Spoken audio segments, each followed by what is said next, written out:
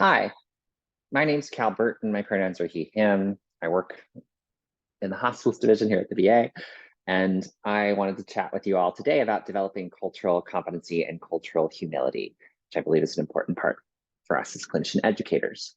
So with that in mind, I wanted to touch on the ACGME clinician educator competencies, and in particular, reflective practice, recognition and mitigation of bias, thinking about EDI, teaching in the learning environment, learner assessment, and feedback. And all that together, I think, creates a safer space for us, ourselves as learners, but also for our learners that we're working with. So cultural competency, the definition for us to begin is the ability of an individual or organization to understand, communicate with, and effectively interact with people across different cultures. So what this translates into is what we usually do in a TMS training. We undergo trainings to become competent in care for certain groups.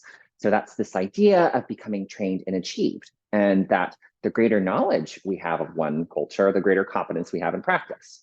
Now, what issues could arise from this? The claim that one can become competent in any culture suggests there's a core set of beliefs and values that remain unchanged and that are shared by all members of that group. This is a static and totalizing view of culture that's not completely true. The issue is it connotates a immutable set of ideas embraced by all members of a group or social group. And if we do that, we create a social stereotype, which is not the goal of cultural competency. That would be the gap. So the gap is when we don't view people through an intersectional lens and take into account the variety of their identity and life experiences. And that can reproduce a power imbalance or stereotype if we don't take into account that intersectionality.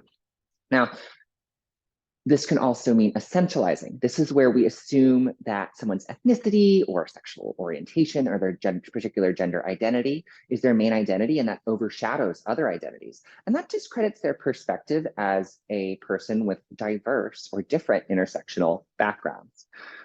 So this is where cultural humility comes into play so that we avoid that essentializing and falling into stereotypes.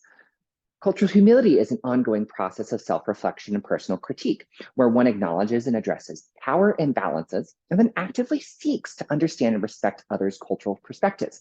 I think this is so crucial as an educator for us to be taking part in. I think it also speaks to Dr. Saito's discussion on a growth mindset and plays into that because we're supposed to be open-minded with cultural humility, egoless, and really supporting things, really approaching things supportively.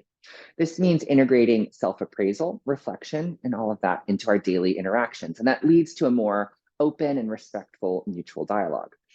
And hopefully this leads to empowerment, partnerships, respect, optimal care, and lifelong learning. So this can be in the clinical environment, but also for our learners. Now, one way of thinking about this, and this is from a social work lens, is developing cultural self-awareness as terms of our cultural competency, and then building off of that into cultural humility. So that cultural self-awareness is looking at our own implicit biases and seeing how that affects our interactions with other people. And then we can gain cultural knowledge. So what are other cultures like? And then we can use that to understand power imbalances and how we can use our own understanding to disrupt inequitable care or potentially an inequitable learning environment, and then holding systems accountable. How do we work on an institutional level, whether that be the healthcare system or learning environment, to move towards greater inclusion or equity? So this is really a visual representation of how cultural competency is a base which cultural humility can build off of. And so an example of this, as I do work with EDI or equity, diversity, and inclusion with sexual and gender minorities or LGBTQI plus individuals, is doing certain competency trainings. And you better believe it, there is a TMS training on LGBTQ adults, and I've worked on ones for older adults. So theoretically, you could become competent by completing a TMS training. You're trained, right? So part of this cultural competency then is using that to influence how we're interacting in the learning environment or with clinic, our peers, and then creating a safe space. And one thing I take away clinically is, well, when interacting with folks who are reliant on families of choice, it's more important I create an advance directive and honor their goals of care when their designated power of attorney or surrogate decision maker is someone unrelated to them. Well, that's like a practical element, but that also can extend into the work environment. I think cultural humility brings a lot of our lessons into the work environment. And it builds on this in clinical practice and in learning. So, how do I learn from different patients, my learners, and that self reflection? And how can I create and advocate for a more accepting clinical environment for all gender identities? And this expands the learning environment as well. I introduced myself as Cal Burton, my pronouns are he, him, because that creates a safe space where someone of different gender identities or who is perhaps gender nonconforming can feel safe sharing their pronouns. So bringing it together, we need to focus on intersectional identities, particularly when thinking about humility. And again, it's really that growth mindset and lifelong learning. You're actually never completely trained. And what this also means is having this genuine curiosity, both outside of us and within, to examine our own biases and better understand them. And then active engagement, that's from our learners, our colleagues, our patients, and ourselves.